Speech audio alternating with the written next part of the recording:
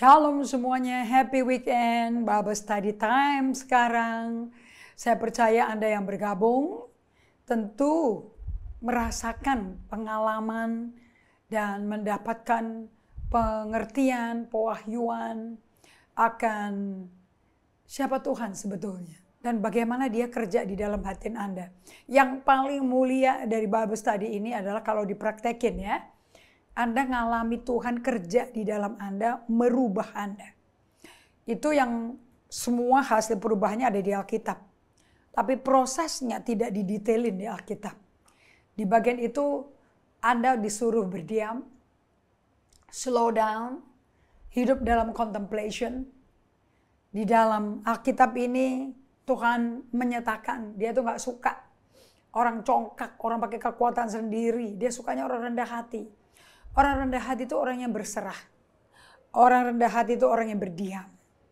Orang yang gak berbuat apa-apa. Tapi datang di kaki Tuhan. Persis kayak Musa.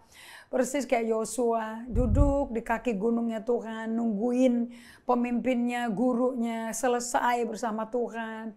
Dan dia menikmati dari aliran daripada hadirat Tuhan yang sampai ke kaki gunung Sinai. Makanya siapapun orang berdosa yang tidak takut Tuhan, yang tidak peduli Tuhan, coba-coba mendekati kaki gunung Sinai itu mati. Bisa ditembok batu. Begitu sucinya Allah. Begitu dia, suci itu artinya dihormati, disegani, revere. Kayak revere itu beyond hormat.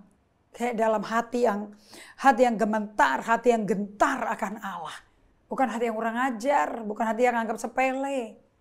Kayak ada orang lahir baru pernah berbahasa roh, tapi menganggap Tuhan itu kayak ya. Karena pemimpinnya, pendetanya menggambarkan Tuhan kayak begitu. Ini bagian yang semua hamba Tuhan gak suka, akui. Ya, tapi kita mesti akui karena kita juga manusia. Bergelar gembala, rasul, nabi, penginjil, guru. Nah, tapi selongsongannya, bejananya masih belum sempurna. Namun air di dalamnya, air hidupnya itu sempurna. Makanya Rasul Paulus itu tidak mau Anda itu melihat lahiriahnya hamba Tuhan, tapi lihat yang gak kelihatan di hamba Tuhan itu, yang dibagikan 2 Korintus 4 ya, ayat 16-18, yang dibagikan dia, apalagi langsung kutip dari Alkitab. So Paulus berkata di Filipi 1 waktu dia di penjara. Dan ada orang Kristen yang immature, yang mengolok-olok kalau dia melayani Tuhan dan hidupnya benar, nggak mungkin dia di penjara. Jadi ada orang yang percaya ikut Tuhan tuh nggak ada penderitaan, nggak ada ujian, nggak ada aniaya, semuanya kaya raya, sehat, walafiat, memiliki harta benda yang orang dunia punya, kita lebih punya lagi, nggak ada. Yusuf itu orang yang paling dikenan Tuhan. Yusuf itu orang yang tidak ada kepahitan. Anda baca kejadian dari 37 sampai 50. Itu anak gak kepahitan loh. Bahkan ketemu muka ke muka dengan kakaknya yang mau bunuh dia. Buang dia ke sumur. Dia nangis. Memang kakak melakukan meraka-raka yang jahat bagiku. Tapi Tuhan puterbalikan skenario itu semua. Untuk kebaikan kita sekarang. Dan dia berbicara, kalau bahasa Inggrisnya, with a kind words. Dengan kata-kata yang baik. Oke, so saya mau Anda belajar melalui sesi ini untuk diam. Tidak minta apa-apa. Tidak menuntut, tidak membayangin apa-apa. Tidak merasa denger ngelihat. Ini bukan buat penglihatan, ini bukan buat pendengaran-pendengaran. Ini cuma untuk berada di hadiratnya. Karena dengan siapa Anda berada, begitulah Anda jadinya. Bagaimana kalau Anda berada sama kedagingan, manusia duniawi, kedagingan, terus menjadi orang rohani karena bisa berbahasa roh. Nah itu nggak valid. Buahnya yang dicari Tuhan. Okay? Dan biar carang itu tetap dalam pokoknya. Dan kalau pokok itu adalah carang dalam pokoknya, maka dia akan berbuah dan buahnya melimpah dan buahnya tetap. Baru carang itu yang adalah Anda dan saya dikenal dunia sebagai murid Kristus. Bukan pengikut aliran agama Kristen. Bukan anggota jemaatnya pendeta siapa A, N, B, N, C. Tetapi murid Kristus yang dilihat Kristusnya dalam Anda dan saya. Nah ini Bible study arahnya ke sana. Kalau Anda mau cari sensasional, mau cari khotbah yang menggelegar, bikin emosimu terpompa, itu bukan murid Kristus. Dan Yesus nggak cari orang kayak begitu. Yesus nggak pernah mompa muridnya. Muridnya masuk ke dalam aniaya, masuk ke dalam gua singa, masuk penjara, keluar penjara, hidup mereka bersama Tuhan. Kayak Paulus Silas dijeblosin masuk penjara gara-gara orang kerasukan roh sihir, ditengking setannya karena mengganggu Paulus. Paulus sama Silas langsung untuk memuji Tuhan, menyembah Tuhan. Karena penjara itu jadi tempat silence and solitude. Dunia berkata, pasti penjahat, pasti penipu, gak beres. Apalagi yang benci-benci sama Paulus. Rame itu langsung. Kalau zaman itu udah ada medsos, rame medsosnya. Tapi untung zaman itu gak ada medsos. Diborgol di leher, di tangan, di kaki. Dan ditaruh di kamar paling tengah. Paling susah dimasukin, paling jauh. Dan dia memuji Tuhan berdua dengan segenap hati. Malaikat Tuhan datang. Gempa bumi terjadi di seluruh penjara itu. Dan semua borgol kebuka sendiri. Pintu penjara kebuka semuanya loh. Dan Paulus duduk dengan Silas di penjara. Bisa lihat ke kantor kepala penjaga penjara. Yang kaget waktu gempa bumi, pintu benar kebuka semua. Dia ambil pedang mau bunuh diri loh. Daripada dia dibunuh sama Kaisar Nero, dia bunuh diri. Tapi Paulus dong yang hidup dipimpin roh, dipenuhi Roh Kudus, roh yang maha tahu, maha hadir. Dia bisa lihat di luar ke ruang penjara dia. Hei, kita masih di sini. Jangan kau bunuh diri. Kita masih di sini. Kaget ya. Oh, pada nggak kabur. Jadi penjahatnya nggak kabur. Jadi yang jahat yang mana? Yang memenjarakan atau yang terpenjara? Belum tentu Anda di penjara itu Anda yang jahat loh. Belum tentu. Makanya jangan buru-buru menghakimi. Dan langsung kepala penjara datang. Pertanyaannya menarik loh.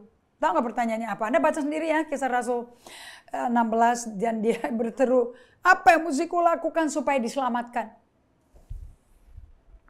Of course jawabannya terima Yesus. Dan kau dan seisi rumahmu akan diselamatkan. Dibawa lu ke rumahnya dia. Satu keluarga bertobat semuanya. Ini orang non-Yahudi loh yang bertobat. Berarti Anda dan saya, non-Yahudi juga bisa mengalami keselamatan dari hukuman kekal. Tujuannya keselamatan bukan ikut Yesus, bukan jadi penganut agama Kristen. Kan? Kita nggak memberhalakan agama Kristen, kita nggak membahalakan upacaranya. Saya udah sering ditembakin batu sama orang Kristen juga yang mengaku Yesus Tuhannya. Pelayanan dari desa, dusun ke dusun, desa ke desa, kampung ke kampung. Di Sulawesi Utara, ditembakin batu. Gak bisa dengar khotbah dengan jelas. Karena kan rumah-rumah mereka kan miskin kan pakai seng. Gaduh sekali. Tapi saya tetap berjalan bersama Tuhan, tetap bergaul loh. Nah itu tujuannya Bible Study ini. Supaya Anda ditransformasi menjadi serupa Kristus. Serupa seperti yang dikatakan oleh Roh Kudus lewat Rasul Paulus di Roma 8 ayat 29. Tujuan akhirnya cuma kita kembali serupa Kristus. Seperti Kejadian 1 ayat 26-27. Baru dunia ini. Kalau semua manusia berdosa. Yang belum ke neraka nih. Yang masih ada hidup di bumi ini. Bisa mengalami transformasi dari dalam keluar oleh Roh Kudus. Melalui Injil yang dibagikan sehingga mempengaruhi otak, emosi, dan pengertian dan pikiran. Dan kehendak manusia. Dan akhirnya berserah dan terima Yesus. Berserah, jangan disuruh. Anda nggak bisa berserah kalau Anda nggak bertobat loh. Anda nggak bisa bertobat tanpa ngaku dosa. Jadi nggak ada tuh doa terima Yesus masuk dalam hatiku. Hati aku terima, mau ngaku dosanya belum. Nggak ngaku dosa, ya nggak ngaku Yesus mati buat dosamu. So saya mau weekend ini Anda duduk supaya Tuhan operasi hatimu. Tapi Anda mesti serahkan hati dulu ke Tuhan. Kekristenan mesti mempersembahkan hati kita kepada Tuhan. Kuberikan hatiku, jiwaku, rohku kepadamu Tuhan. Bahkan ada lirik lagunya. Tapi antara yang nyanyi sama yang dinyanyiin nggak berserah tuh. Kapan tahunya? Bukan di panggung agama Kristen, nggak membuktikan apa-apa. Tapi waktu Roh Kudus melawat Anda, perjumpaan Anda dengan lawatan Roh Kudus menentukan bagaimana kondisi hatimu dan mau diterima apa enggak. Mau yang diekspos dosanya, kejahatannya, mau diterima apa tidak. Itu yang penting. Tuhan tuh baik sama saya. Nggak ada dosa di gereja saya, nggak ada yang tidak disingkapkan Tuhan. Saya berdoa, semua dosa di keluarga aku pun disingkapin Tuhan. Karena Tuhan sayang sama kita semua. Dia nggak suka anak-anaknya hidup dalam dosa karena terputus hubungannya dengan Allah, sumber kehidupan kita. Sebelum saya sapa satu persatu, saya mau ingetin ya. Waktu Allah ciptakan ikan, dia ngomongnya ke air. Berarti ikan hidupnya di air. Waktu Allah ciptakan sapi, gajah, hewan melata, hewan merayap, hewan kaki 4 kaki. Ada yang kuku belah, ada yang kuku nggak belah. Dia ngomong ke tanah. Waktu Allah ciptakan manusia pertama, dia ngomong ke dirinya sendiri. Marilah kita ciptakan manusia serupa gambar rupa kita. Jadi adanya di dalam Allah Bapa, Putra, Roh Kudus. Kitanya tuh mesti ada di dalam dia. Makanya umat Tuhan tanpa berada dalam Allah, Allahnya tanpa berada dalam umat Tuhan, mati. Makanya Anda semua mesti hidup dengan day by day. Cuman 2 bukunya dalam. Saya itu dioperasi terus setiap hari. Sampai hari ini. Day by day. Masuk ke hatimu.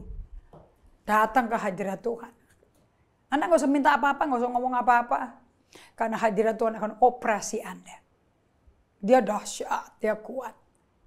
So saya sambut semua teman-teman yang bergabung. Yang juga menyapa teman-temannya Apostle Indri, yang juga menyapa tamu-tamu pengunjung dari Ambon, dari Manado, dari Jayapura, dari Sumatera. Oke, saya mau dari Bali, tentu keluarga kami yang ada di Bali juga. Ya, dari NTT, dari Kupang. Saya sangat-sangat bersyukur untuk Anda bisa bergabung di pagi hari ini. Dan kami semua tim saya sendiri lagi di Bali. Jam 2 nanti kita akan berjumpa. Saya akan bagikan pribadi. Saya akan ngajar pribadi. Dan saya berdoa tidak ada firman yang kembali sia-sia ke Tuhan. Karena kalau Anda dengerin firman dari hati yang berserah pada Tuhan, itu firman yang Anda terima akan kerja di dalam hatimu merubah Anda. Yang merubah bukan pendeta loh ya, firman. Firman itu hidup dan kuat, lebih tajam pada pedang bermata 2. Jadi waktu Anda mendengar dari hati yang berserah, firman yang mana yang Tuhan mau ngomong khusus ke orang-orang. Kalau hadir 100 firman yang hadir ke situ. Nggak sama semua. Itu bisa ditusuk, dikorek, yang memblokir hati yang udah kayak batu, yang udah nggak peka. Itu kan dikorek semuanya. So saya berdoa, Anda duduk juga tanpa handphone. Kecuali untuk nonton ini. Tanpa jawab WA, tanpa buka scrolling email. Kalau Anda mau begitu, Tuhannya nggak dihormati deh. Bagaimana firmannya dihormati, apalagi hamba Tuhannya. So, duduk diam, kasih Tuhan the best of your weekend time. Kasih waktu yang terbaik dari weekend akhir pekan Anda. And just duduk diam untuk menerima dari Tuhan. Ada waktunya minta. Ada waktunya diam dong. Untuk terima. Salahnya kita semua, termasuk saya, nggak pernah diam. Lupa kalau Tuhan itu perlu waktu untuk kerjakan apa yang Dia janjikan dalam kita. Lupa Tuhan tuh butuh waktu untuk ngirim apa yang kita minta sampai kita terima tuh ada jenjang waktunya. Nah jenjang waktu itulah di mana kita berdiam di hadapan Tuhan, menanti Tuhan. Gitu ya. So thank you Inges, Jolly, Mary, Sarah. Thank you untuk semua yang berjalan dengan iman, mau hidup diubah sama Tuhan, untuk makanya perlu ada bersama Tuhan, di dalam Tuhan. Saya berterima kasih, ambil catatan Anda, kertas, buku Alkitab. Karena kertas nggak lupa, kitanya pelupa. Mari kita satu dalam doa. Terima kasih ya Bapa, kami yang ada di surga. Terima kasih untuk kesabaran-Mu, belas kasihan-Mu menghadapi manusia-manusia yang bikin kau sakit hati. Murka, tapi ya dibiarin. Dianggap sepele, dicuekin aja. Umat yang kau selamatkan, cuek sama perasaanmu Bapak. Kami ini seringkali dingin sama engkau dan anggap engkau gak ada di siang hari. Di kantor pas ngitung-ngitungan rugi laba. Engkau gak ada Tuhan. Ampuni kami semua ya Bapak. Buat kami hatinya berbalik kepadamu. Sucikan aku dengan darah-Mu. Dan mulai kami izinkan kau mengubah dari batin kami yang terdalam di mana Roh Kudus berdiam. Sampai mempengaruhi perilaku dan pola pikir kita. Aku minta ini di dalam nama Yesus Kristus Tuhan dan Allah kami. Amin. Oke, saya mau kutip lagi karena perlu di-revise. Kalau nggak lupa ini udah 150 slide, man. Saint Augustine ini guru kita yang ngajarin mengenai hidup berdiam di dalam hadirat Tuhan. Petrus saja yang asal ngomong ceplos sudah gitu salah lagi. Sampai diherdik setan yang ada di Pak Petrus karena si Petrus jadi juru bicara iblis. Enggak, jauhkan itu padamu, kau tidak akan menderita. Itu juru bicara iblis. Dan Yesus jelasin itu, kamu tuh cuma mikirin apa yang manusia pikirkan, gak pernah mikirin apa yang Allah pikirkan. Hati-hati loh, kita khotbah ini memikirkan pikiran manusianya aja, pendapat terjemahan tafsiran manusia atau betul-betul hatinya Tuhan. Kalau mau tahu hatinya Tuhan, Anda mesti ikut Daud, Nabi Yesaya, Yehezkiel, Yeremia, mesti ikut Ayub, belajar dari hidup mereka. Untuk berhenti, slowing down itu kunci kata-kata yang mahal dan kunci bener-bener. Slowing down, kurangi tempo pikiranmu daripada multitasking, mikir ini sampai badan sampai ngos-ngosan, mesti lari kiri lari kanan loh. Slow down, kurangi tempo, berhenti dan berdiam, tapi mesti di hadirat Tuhan. Anda datang ke Tuhan. Mari datang padaku. Kau letih lesu beban berat. Bukan ke gedung ibadah. Ke Yesus pribadi. Karena aku lemah lembut. So datang ke Tuhan. Dan diam. Gak minta apa-apa. And nantikan dia. Cara menantikan dia kita udah belajar kan. By beholding God. By beholding the word. Menatap firman-Nya, renungkan firman-Nya pelan-pelan sampai seperti lebah lagi masukin sengatnya dan kedalaman pelan-pelan masuknya sampai nektarnya, sarinya ketangkep. Itu jadi madu kan. Mana ada lebah 1 detik, gak ada. Pelan. Allah juga kerjanya perlahan, gak buru-buru. Yesus aja dari dinubuatkan sampai datang aja gak ada 5 detik. 2000 tahun. So saya minta Anda jangan terjemahin Alkitab seperti Anda. Alkitab nggak sekelas kita. Alkitab itu di atas kita semua. Jauh lebih tinggi. Di atas langit. Seperti langit di atas bumi. Seperti laut yang dalam. Nggak bisa terselami. Dan Anda butuh Roh Kudus mewahyukan Anda. So Saint Augustine once said that he had lost so much time in the beginning of his Christian experience by trying to find the Lord outwardly rather than turning inwardly. Ngerti nggak Anda nih? Santo Agustin pernah sekali berkata, dia udah buang-buang waktu banyak bener di awal-awal dalam pengalaman kekristenannya dia. Untuk menemukan Tuhan kita Yesus Kristus. Tapi cara nyarinya di luar. Bukan dengan beralih muter ke dalam batin kita. Karena dari dalam hati kita, hati itu di dalam. Bukan di langit. Nah kalau Anda mengalami pewahyuan, itu Tuhan lagi ngomong tuh sama Anda tuh. Oke. Nah, begitu hati Anda telah beralih ke dalam batin Anda, dari hati ke batin. Nah, di batin itu ke arah Tuhan. Maka satu, yuk catat yuk. Anda akan memiliki impresi dari hadiratnya. Kalau hadiratnya hadir, kerasa deh ada impresinya.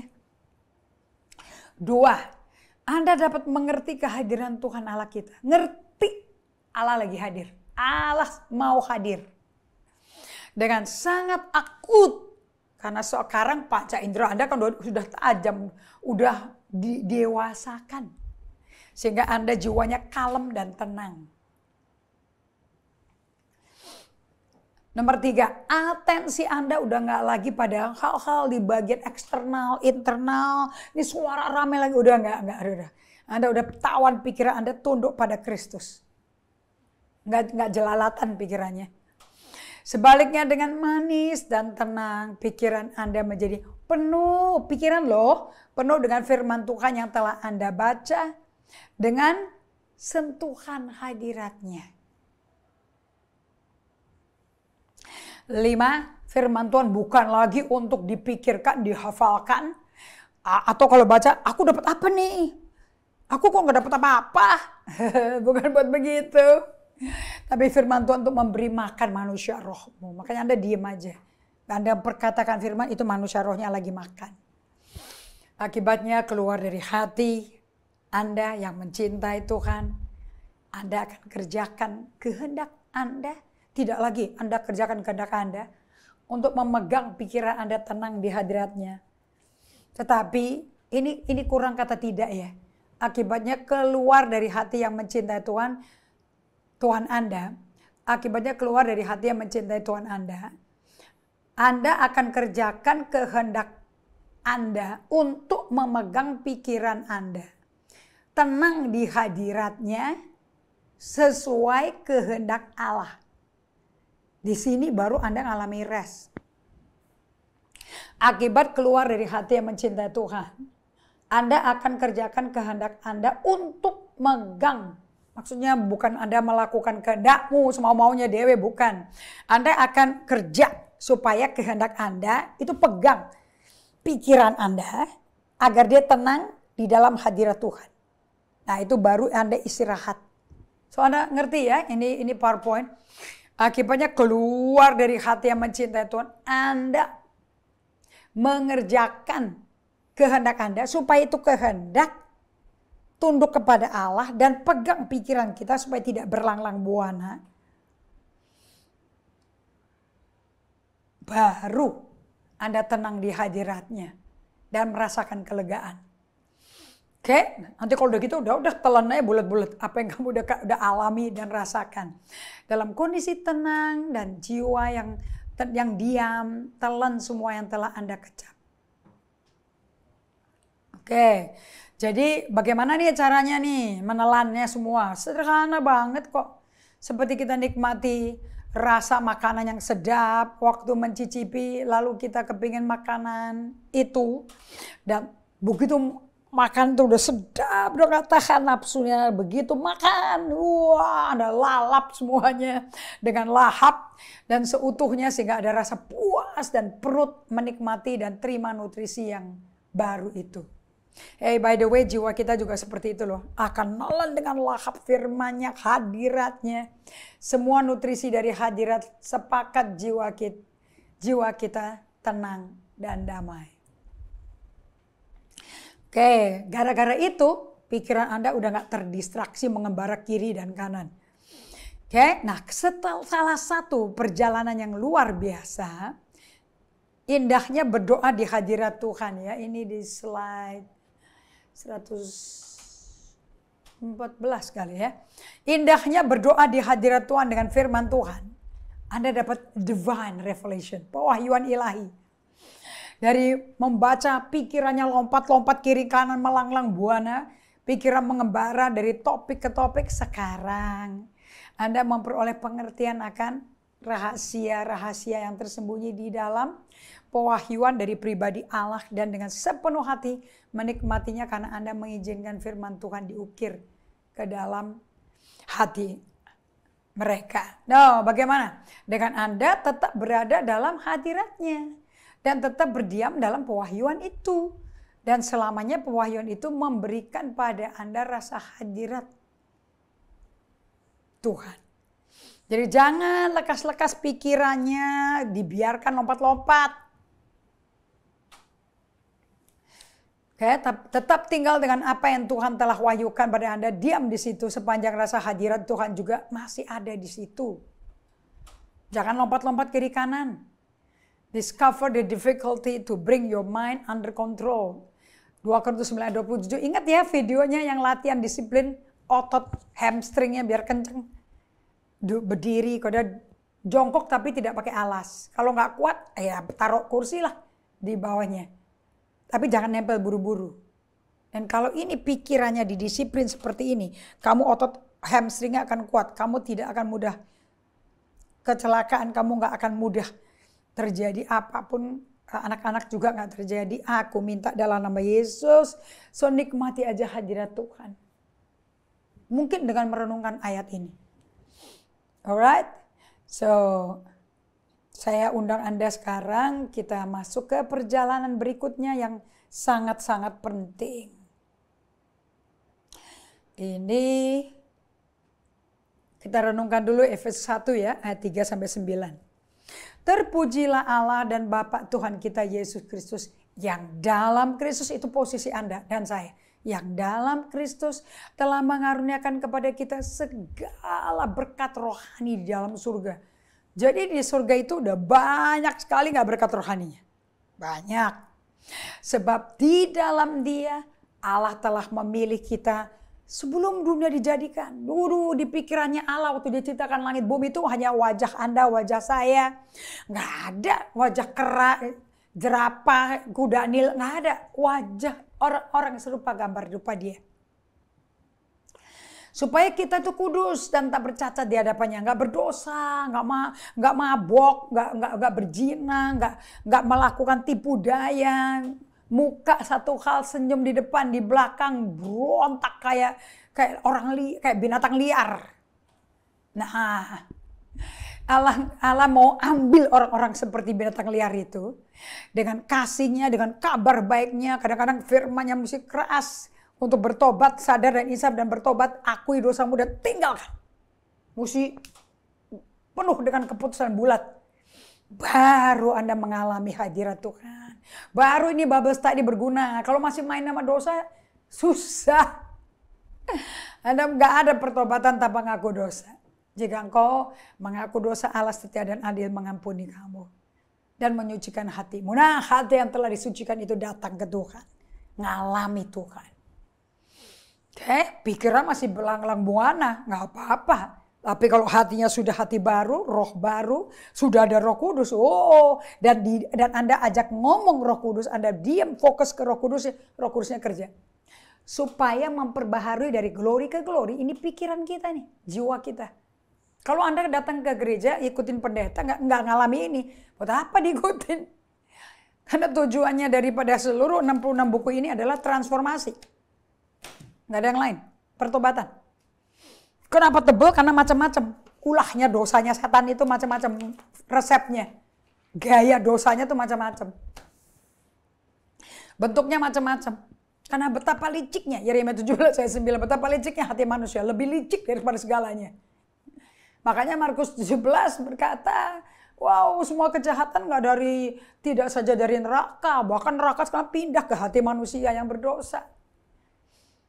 Baca kitab Yakobus. Bahkan lidah kita digerakkan oleh api neraka. Kejahatan tuh bukan dari neraka. Neraka kuncinya ada di tangan Tuhan kok. Ada di hati orang yang bekas dikuasai iblis. Bekas sandranya iblis, tawanan iblis. Tapi kan Yesus sudah nebus. Masa tawanan terus? Apa-apaan? Ibu Indri mesti terima aku apa adanya dong. Aku seperti ini. Ya gue terima. Tapi saya gak akan biarin kamu seperti itu seumur hidup. Kalau gitu jangan ketemu pendeta.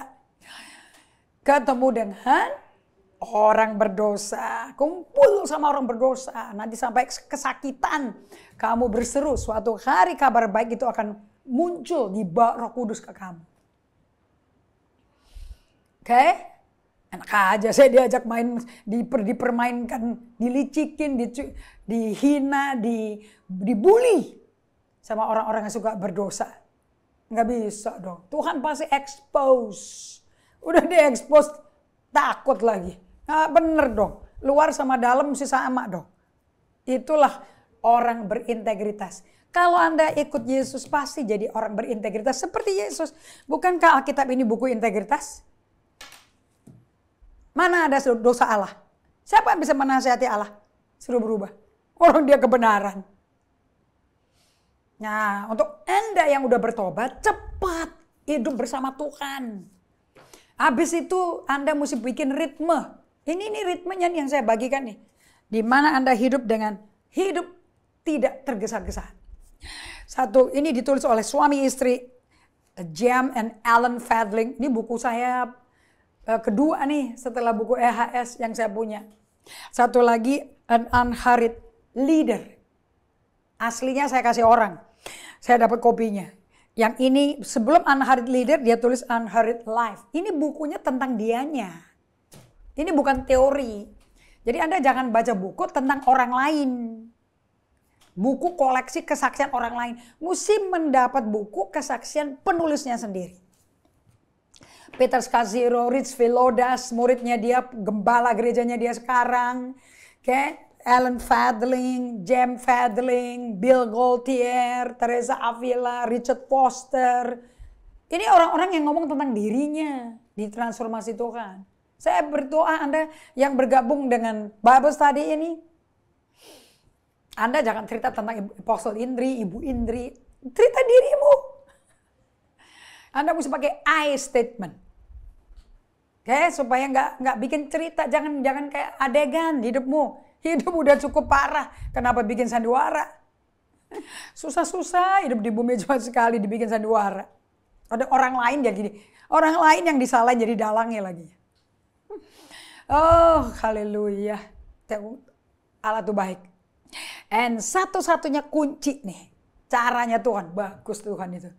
Untuk menguji hati Anda ini bullier. Kayak Anda ini seorang yang jahat hatinya. Atau hati Anda itu masih disetir neraka. Atau disetir sama Roh Kudus. Caranya Tuhan hebat. Namanya musim kering rohani.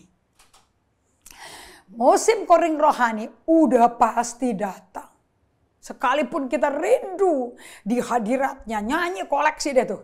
Penuh dalam hadiratmu. Curahkan rohmu Tuhan terserah. Anda mau nyanyi kayak gitu? Atau tidak nyanyi kayak begitu? Pokoknya musim kering rohani pasti datang.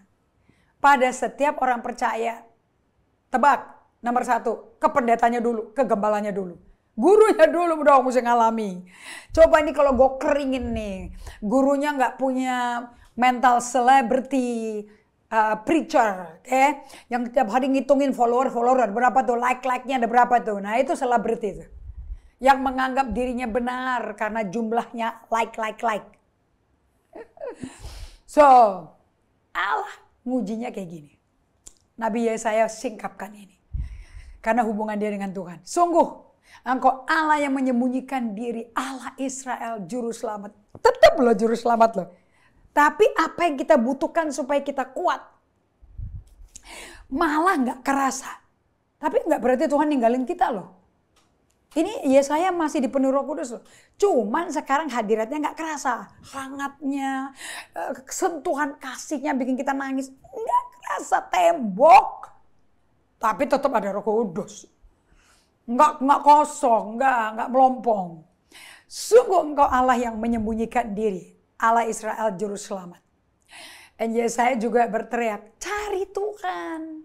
Berarti dia enggak ada deket dong. Belum mesti dicari. Selama ia berkenan ditemui, berseru kepadanya. Selama ia dekat. Jadi dia bisa dekat, dia bisa jauh. Dia bisa dekat, dia bisa bersembunyi. Sampai kita disuruh nyari, sampai nyarinya bagaimana? Sampai ditemui. Bukan nyari, kok nggak ada apa-apa. Ini apa ini? Itu Kristen penyembah berhala itu. Itu Kristen yang kayak gini nih. Kalau enak, dia tahan, dia kagum-kagumi. Kalau nggak keras apa-apa, dia lupain. Dia nggak nyari Tuhan, dia nyari pengalaman. Terus pengalamannya dibikin apa? Jadi ajaran. Oh bahaya. Anda lakukan ini semua nggak ada keras apa-apa loh. Tapi Anda tahu dalamnya Anda dioperasi dan diubah Tuhan. Tahu. Saya tambah hari tambah tajam bukan tambah bodoh. Dan tambah keras, tambah tegas, bukan tambah cengeng. Siapa bilang diubah hatinya seperti Tuhan? Terus jadi lembek-lembek. Mana bisa Tuhan Yesus nggak lembek? Sebelum dia mau dibawa ke Getsemani, menuju Kalvari, menuju kayu salib. Wow, pakai cambuk masuk ke bait Allah, ditendang semua meja-meja, dicungkir balikin. Satu orang loh. Kekuatan Yesus luar biasa. Mana lembek-lembek. Banyak bully, banyak manusia bulir yang bisa menerjemahkan Alkitab maunya dewek supaya dia merasa lebih benar dibanding orang lain. Orang Farisi kan gitu. Benci karena Yesus benar loh sesuai Alkitab, sesuai kitab Taurat. Kan dia kitab Taurat Yesus. Kitab Taurat yang menjadi manusia. Dua orang Farisi mau bunuh Yesus loh. Saking benernya, saking bohongnya ketahuan. Terbongkar lagi muka umum. Kayak itu yang bikin orang-orang Farisi marah kalau ketemu Yesus dan mencari kesempatan untuk bunuh dia. Mana ada keturunan Allah, Abraham, Ishak, Yakub. Mana ada orang nganggap saya ini keturunan Allah. Masa bunuh Yesus? Mana ada pikiran membunuh aja nggak bisa timbul. Bercabul aja disebut aja nggak boleh. Karena Yesus isinya di dalam Anda. Makanya Anda mesti spend time. Mesti bertobat dulu ya. Baru bisa day by day. Nggak bertobat nggak bisa day by day. Mau luka batin kayak apa. Kalau Anda nggak bertobat nggak bisa. Ada luka kan karena dosamu. Dosa nenek moyangmu. Yang punya filosofi seperti khotbah hari Minggu saya. Mantranya orang-orang yang membuli Yesus. Aku mau melakukan apa yang ku mau. Dengan siapa yang ku mau. Kapan ku mau. Gak ada orang atur-atur aku. Ini hidupku. Persis orang Israel. Udah dikasih tanah perjanjian. Lihat mujizat seberang laut merah. Menjadi tanah kering dengan kuasa Allah tanpa megah, tanpa keluar keringet. Lepas dari perbudakan Firaun. Bebas. Nggak bayar apa-apa. Lepas. Melihat kekuatan dunia ini tenggelam oleh kuasa Allah. Yang nutup menenggelamkan mereka dengan dinding samudra laut merah. Nutup dan tenggelamin mereka. Kayak gitu kok bisa tinggalin Tuhan ganti patung Baal Asitores. Itu orang Israel tuh. Setelah generasi yang gak kenal Tuhan itu memerintah. Langsung. Tuh orang-orang Kanaan cakep-cakep ya. Gak semuanya jelek loh. Dan juga itu pengajaran agama mereka bagus, ada hikmatnya. Yuk kita campur blending deh. Blended generation. Awalnya Yosua mati, mereka bikin perjanjian sama Yosua. Tidak akan kita tinggalkan Tuhan Allah kita telah membawa keluarga kita, nenek moyang kita dari Mesir. Ya nutupnya Hakim-Hakim 21-25, ya nutupnya. Israel nggak ada raja lagi. Dan mereka melakukan apa yang benar di pandangan mereka sendiri. Kalau bahasa Inggrisnya ngomong, mereka melakukan what is right in their own eyes. Jadi mereka jadi Tuhan. Ya terang ketemu Yesus knockdown man. Marah kepingin bunuh Yesus supaya mereka nggak kelihatan jelek, supaya nggak kelihatan dosanya. So musim kering itu hadirat Tuhannya nggak kerasa. Perasaan Anda, panca inderamu nggak kerasa apa-apa. Itu tuh yang ini tulisan saya sendiri ini. Itu tuh keselamatan bagi setiap orang yang cinta Tuhan dan haus dan lapar akan Tuhan. Ini pemuritan sah ini. Ini dewasa rohani pemuritan daripada jiwa manusia, ya ini nih, melalui masa kering. Oke? Dan hadirat Tuhan gak kerasa, godaan hawa nafsunya penuh lagi di situ. Iblis datang kan, nyobain, Yesus aja dicobain. Kalau engkau anak Allah, tuh lapar kan, kamu lapar kan, ubah dong batu jadi roti, gue pengen lihat kamu ini relevan gak? Hati-hati kata relevan. Terus dia bilang, kalau kamu anak Allah, ayo dong bikin show. Jatuhin dirimu dari tebing yang tinggi ini. Nanti kan malaikat muncul loh, menatang kamu di atas tangannya loh. Wah, keren. Iyalah iblis itu. Anda mau ke gereja yang sensasional kayak gitu? Mujizat. Tanda-tanda, keren. Satu lagi, sembah aku. Yesus suruh sembah si iblis. Sekali aja, seluruh kekayaan dunia ku berikan padamu. Penciptanya siapa? Mau dikasih ke siapa? Padahal Yesus sudah ngomong, jangan kau coba ya aku. Kau sembah Tuhan, Tuhan Allahmu. Udah jelas kok, Yesus Allahnya si iblis. Aduh, hati-hati ya, jangan sampai kerasukan setan. Musim kering hadirat Tuhan ini, Anda kalau udah pernah pelepasan, pernah bertobat, balik lagi kepada setan, pada dunia, hati-hati loh. Lebih susah bertobatnya. Anak-anak Anda gak bisa dipercaya Tuhan. Anda sama kayak babi balik ke kubangan, anjing balik ke muntah. Itu Amsal katakan dan Rasul Petrus tulis lagi. Dan akhir zaman kayak gitu, mayoritas isi gereja. Jadi kalau ada gereja, wah hebat, jemaatnya 50.000, 10.000, 100.000. Ya, Anda bisa tuh gembalanya ngecek satu persatu mana yang hidupnya a double life. Hidup double. Di mana hati mereka balik kepada dosa. Hidup di gereja penampilannya suci. Keluar gereja liar gak keruan. Hati-hati. Oke, dan biasanya liar-liar ini keluarnya nih pada musim kering nih. Dan mereka yang haus akan Tuhan, orang-orang ini akan merasa pada waktu itu, di musim kering. Segala godaan hawa nafsu mata, daging, keangkuhan hidup, kenikmatan duniawi ini, bukan keindahan alam ini loh ya. Itu muncul semua. Coba nih Anda akan selamat dari segala godaan hawa nafsu mata ini. Hawa nafsu mata, daging, hidup, kesombongan hidup, keangkuhan hidup, dan kenikmatan dunia. Ini masa pendewasaan rohani. Oh, kalau gembala, rasul, nabi, guru, penginjil nggak ngelewatin ini, bahaya. Kalau nggak lulus, bisa murtad. Ini masa going through the wall. Kalau buku EHS-nya, is going through the wall. Ingat ya, pasal yang ke-6 bahasa Indonesia, atau sesi yang ketiga. Oke, sesudah genogram, you are going through the wall. Dan Tuhan yang bawain Anda. Bawa Anda ke the wall. Dari lahir baru tergila-gila jatuh cinta sama Tuhan. Tiba-tiba udah pelayanan jadi kepala usher. WL segala macam. Gak kemana-mana. Gak kerasa apa-apa. Ngantuk terus.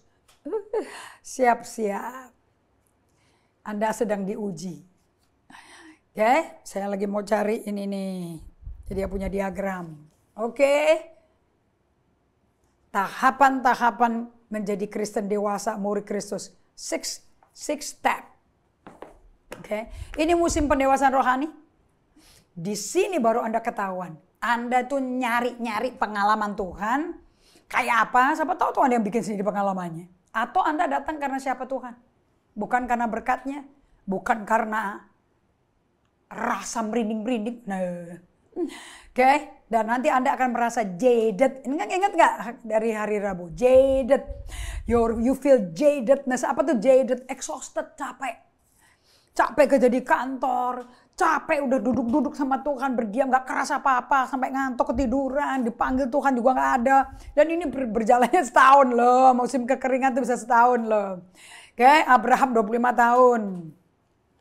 Anda menjadi lamban, apatis, sinis. Nah kalau sampai Anda ngalami ini semuanya, Anda doa apa? Datang ke Tuhan ngomong, aku minta kasih karuniamu untuk bikin aku bisa mencari Engkau lagi. Bahkan merasakan, kepingin cari Engkau, haus sama Engkau. Toh cinta mula-mula terjadi karena Engkau yang mulai. So aku kepingin Kau mulai duluan dong. Aku minta dengan kasih setiamu yang kuandalkan, siapa Engkau Yesus, tolong berikan kasih karuniamu. Dan diam lagi. Supaya Tuhan kerjakan kasih karunia dalam Anda. Gak ada jempalitan, wasoro, nyanyi, pasang tape, puji-pujian, ambil gitar, main piano. Nggak. Rest, stop. Stop berupaya. Biar Tuhan yang kerja. Allah lah, Filipi 2:13. Yang mengerjakan dalam kita segala pekerjaan baik. Sesuai kerelaan dan kehendak Dia. So masa kering sungguh Engkau Allah lagi bersembunyi, tapi tetap nyelamatin aku. Dan sebetulnya itu posisi dia paling dekat sama kita loh. Karena kita udah gede, so dia menjauhkan diri supaya dilihat. Dilihat apa? Nyari dia enggak? Mencari Tuhan apa tidak? Kalau tidak, wow. Nah, ada saya perkenalkan buku satu lagi kan, hari Rabu dari Eugene Peterson. Ini buku bagus sekali. Ternyata untuk mencari Tuhan dan berada di hadirat Tuhan, Anda mesti mengikuti jalur ketaatan yang panjang sekali. Yesus sekalipun anak Allah belajar taat dari hal yang dia derita, panjang sekali deritanya 33 tahun, men. A long obedience in the same direction. Tuh bukunya udah ada di fotonya tuh. So apa yang Anda mesti lakukan di tengah musim kering dari hadirat Tuhan yang panjang ini? Jawabannya, Anda harus tetap konsisten. Konstan menanti-nantikan kembalinya kekasih Anda. Dengan sikap hati yang penuh kasih dan sabar. Aku tahu dia suka sembunyi, aku mau sabar. In patient love and join with the love self-denial. Cintai sangkal diri pikul salib itu. And humiliation. Diketawain orang, gak kerasa apa-apa. Ditanya orang, kamu rasa apa? Diam, gak kerasa apa-apa. Biarin aja ketawain. Tapi Anda konstan hadir di hadapan Tuhan. Duduk di kaki Tuhan. Sekalipun Tuhan itu Allah kita menyembunyikan dirinya. Tapi Anda tetap dengan konstan berada di hadapannya oleh iman. Jadi yang bisa bikin Anda konstan berdiam di hadapan Tuhan, menanti Tuhan dengan sabar, cuman iman. Ingat ya, saya tulis tuh di Roma 14 ayat 23, tanpa iman kamu udah dosa. Kayak mau makan tanpa iman, doa tanpa iman, apa aja dilakukan kepada Tuhan tanpa iman. Dosa, upah dosa maut. Roma 3:23 jangan dibuang dong. Itu jangan cuma buat lahir baru. Roma 6 ayat 23 jangan dibuang. Roma 3:23 semua orang telah hilang kemuliaan Allah. Karena semua orang telah berdosa. Roma 6 ayat 23 upah dosa maut. Jadi kalau Anda melakukan apapun tanpa iman, dosa, upah dosa maut. Anda putus juga dari Allah. Itu yang paling ngeri. Yesaya 59 ayat 2. Itu yang ilustrasi jembatan tuh itu. Itu ngeri itu ilustrasi. Kamu tuh terputus dari Allah. Dan kalau engkau konstan by faith di sana hadirat Tuhan akan dicurahkan keluar kasih-Nya. Dan di sana juga Anda yang memberikan kasih Allah. Daripada Anda komplain mana kasih-Nya, mana hadiratnya, nggak kerasa apa-apa. Di sana di hadapan hadirat Tuhan, Anda justru yang mencurahkan, keluarkan kasih-Mu kepada Tuhan. Dengan penuh gairah. Namun dengan tetap cara yang tenang, damai. Jangan jempalitan, teriak-teriak kayak orang kesurupan. Karena orang Kristen dilajarin mesti, bahasa roh kayak orang mompak, kayak orang main sepeda motor. Mau nge-start, gak ada. Kita semua memulai hidup dengan Tuhan dimulai dari posisi rest. Bukan berupaya mompak diri, itu nggak ada. Okay? So and then habis itu berikan waktu Anda sepenuhnya dengannya dalam penyembahan dan berdiam dalam penuh ketenangan. Yeremia 6 ayat 16, Yesaya 30 ayat 15. Okay?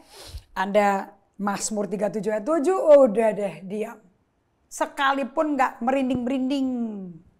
Gak kerasa apa-apa, gak lihat apa-apa. Bagus. Memang Tuhan maunya kamu hanya berdua dengan Dia tanpa terima apa-apa kok.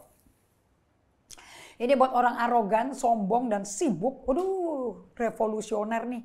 Kalau sampai bisa sadar, insaf, dan stop jempalitan, berbuat sesuatu, mengadakan sesuatu, performing sesuatu.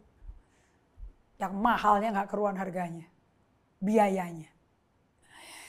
So, dengan sikap berdiam dan menanti-nantikan Tuhan dengan tenang seperti ini, tanpa ada rasa tergesa-gesa, terburu-buru dalam hati. Saking senangnya, aku mesti tulis ini, ya, nggak perlu.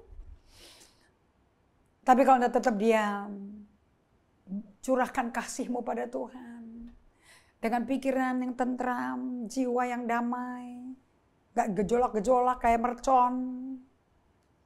Nggak terburu-buru, nggak tergesa-gesa. Orang tergesa-gesa itu John Ortberg berkata, the life that you ever wanted, dalam bukunya dia hidup yang Anda selalu ingini. Orang yang tergesa-gesa itu orang yang hatinya tidak teratur. Their heart is out of order. Disordered heart. Itu sakit. Makanya nasihat guru yang seperti Yesus tuh, di abad 21 namanya Dallas Willard almarhum. Nasihat dia bagi semua gembala yang mau memulai pelayanan, ruthlessly eliminate hurry. Dengan keji. Musnahkan tergesa-gesa. Baca Pengkhotbah 5. Itu bertolak belakang dengan saya mesti melakukan ini, saya mesti melakukan ini. Silakan, siapa yang larang? Tuhan aja juga nggak larang. Ada makan buah terlarang yang dari istrinya kan tergesa-gesa kan tuh si Hawa. Makan. Cuma satu kata loh. Dicaplok langsung loh. Nggak mikir, nggak nanya. Tunggu dulu. Kamu ambil dari buah pohon mana ya? Kamu tadi masuk ke tengah nggak? Ke pohon pengetahuan yang jahat dan yang baik? Enggak. Digetrak, digeprak, digertak sama istrinya yang cantik yang dia lagi terkesima. Makan. Itu buru-buru banget. Makanya satu hamba Tuhan, Robert Barrett kalau nggak salah, ini ada di Day by Day ini, dia berkata dosa itu akarnya apa sih? Karena manusia menghancurkan, meniadakan hukum sabat. Saya ilangin deh kata hukum, ritme sabat. Oke, kalau Anda pakai ritme sabat, ritme Anda akan seperti ini nih. Setiap hari, setiap minggu. Kalau sabat itu sesuatu yang cantik, indah seperti berlian. This will be diagram daripada, sebentar ya, ritmenya Anda. Saya lagi baca ini di pesawat terbang nih. Hello, sebentar ya. The practice of Sabbath delight. Anda lihat yang atas ritmenya? Ini ritme orang dunia. Kerja banding tulang, liburan panjang. Kerja, liburan. Anda habis libur capek. Capek lagi. Oke. Tapi kalau ritme sucinya Tuhan, ritme kudusnya Tuhan, Sabat, ini udah dibentuk di dalam batin manusia. Sabat, kerja, sabat, kerja, sabat. Rapi kan? Sabat, kerja, sabat, kerja. Ini ritme suci, sacred rhythm. Makanya Anda dibawa buku ini. Hari ini aku udah ada masuk ke ritmenya Tuhan berapa kali ya? Mesti bangun otot, Bapak Ibu sekalian. Nggak bisa otomatis. Okay. Dengan sikap berdiam dan menanti-nantikan Tuhan, ini udah sahabat. Ini sahabat nih. Di tengah kesibukan Anda bisa kok kasih 5 menit, 2 menit. Masa nggak bisa? Anda bisa ke WC kok. Anda bisa telepon-teleponan, Anda bisa browsing sejam. Masa 2 menit kasih ke Tuhan nggak bisa? Dengan sikap berdiam dan menanti-nantikan Tuhan dengan tenang seperti ini, tanpa ada rasa tergesa-gesa dalam hati, Anda sedang mendemonstrasikan kepada Tuhan. Tuhan loh yang lihat dan menghakimi Anda. Bahwa hanya Tuhan sendirilah satu-satunya yang Anda cari. Gak ada yang lain. Inilah pernyataan Anda kepada Tuhan dengan mendemonstrasikan bahwa dengan menantikan Tuhan, dengan konstan dan berdiam dan tinggal tenang, bukan demi kenikmatan Anda sendiri loh ya. Tapi Anda mau berada dalam hadiratnya, tidak minta apa-apa, tidak untuk terima apa-apa, tapi pasti Anda terima. Yang membuat Anda mengasihi Tuhan. Karena siapa Tuhan? Itu tujuan daripada Anda masuk musim kering. Itu baru Kristen yang murni. Nggak ada Kristen yang lebih murni dari itu. Oke? Dan saya mau tutup dengan ini. Oke?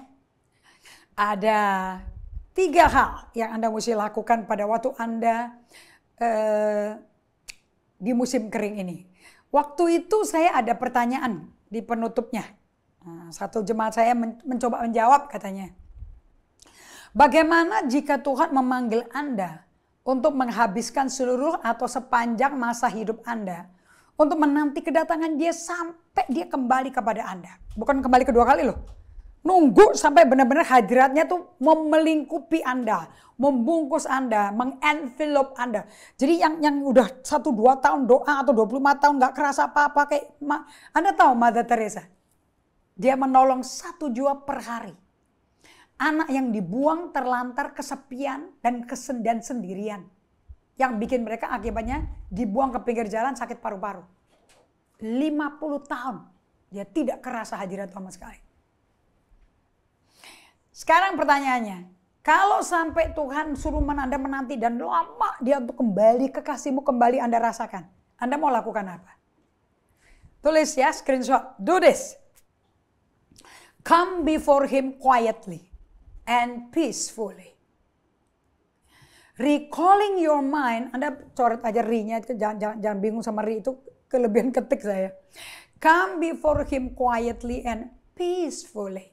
Nggak ada tergesa-gesa ini. Justru pada musim kering loh ini. Recalling your mind to his presence. Nginget-nginget lagi deh. Waktu dulu kalau ketemu hadiratnya kayak apa. Okay. Even though his presence may evade you. Sekalipun di musim kering ini kayaknya hadirat Allah udah ninggalin Anda. Menghilang dari Anda. 3. Wait upon him in the spirit of humility. Nantikan dia dengan roh rendah hati.